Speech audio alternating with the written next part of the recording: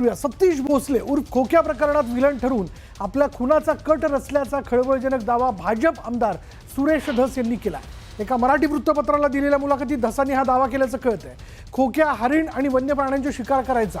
शिकारी आड आल्याच्या रागातून त्याने शेतकऱ्याला मारहाण केली होती आणि खोक्या हा सुरेश धसांचा कार्यकर्ता आहे। सध्या खोक्या जरी अटकेत असला तरी या आडून आपल्या हत्येचा कट रचल्याचा दावा धसांनी केला। खोक्या हरणांची शिकार करून त्याचं मांस आपल्याला पुरवतो असं कुणीतरी आपल्या मतदारसंघात येऊन स्टेटमेंट करणार आणि या स्टेटमेंट नंतर बिश्नोई गँगच्या काही लोकांना विमानाने मुंबईत आणल्याचा दावा धसांनी केला। आपल्याला जिवे मारण्याचा कट असल्याचा दावा धसांनी केल्यामुळे एकच खळबळ उडाली। आम्ही ज्या गावाच्या बाबळे त्याच गावाच्या बोरे, आम्ही इथलेच आम्हाला कळतंय ना कोण कोणाचं प्रकरण उचलतं। खोक्या हे निमित्त मात्र आहे, त्याच्या आडून बिश्नोई समाजापर्यंत जायचं हे कोणाचे डोके आहेत हे एकदा मला मुख्यमंत्र्यांकडून तक्रार करून आणि माझं मत आहे की पोलीसने स्पेशल पोलीस नेमून याची चौकशी करावी। आदरणीय सुरेश धस हे भारतीय जनता पार्टीचे one of the biggest leader in Beed, त्यामुळं ते गेली 22 वर्ष झालं राजकीय जीवनामध्ये काम करत असेल। 25-30 वर्षापासून गेली 22 वर्षे ते MLC आणि MLA आहेत। ते बोलताना विचारपूर्वक बोलतील, अभ्यासू नेतृत्व आहे, त्यांना काहीतरी जाणवलं असेल किंवा माहिती मिळाली असेल त्यावेळेस ते बोलले असतील। मी ते काय बोलले हे ऐकलं नाही, पण आपल्या म्हणण्यानुसार जर त्यांनी तसं बोलले असतील तर नक्कीच असं काहीतरी असेल आणि ते बेजबाबदारपणे बोलणार नाहीत।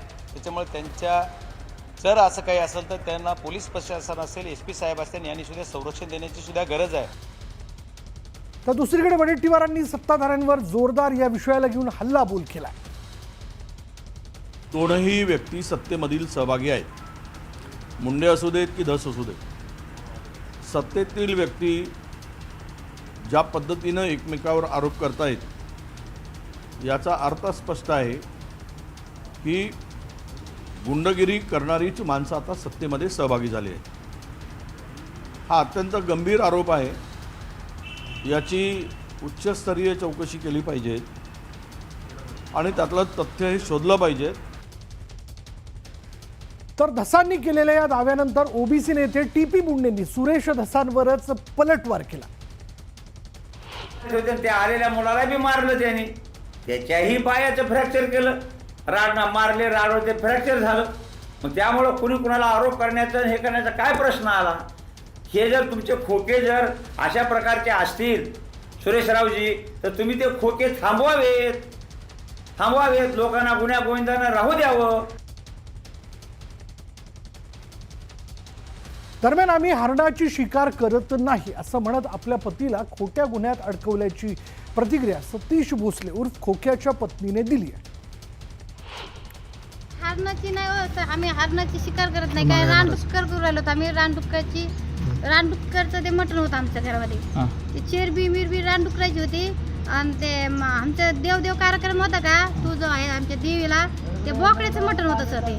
ते हरणं मिळणं आमच्यात नाही, ते आम्ही ते हरणाला देव मानतो आम्ही। हरणं अजिबात हात लावत नाही, आमच्या मालकाला खोटा आरोप करू राहिले ते।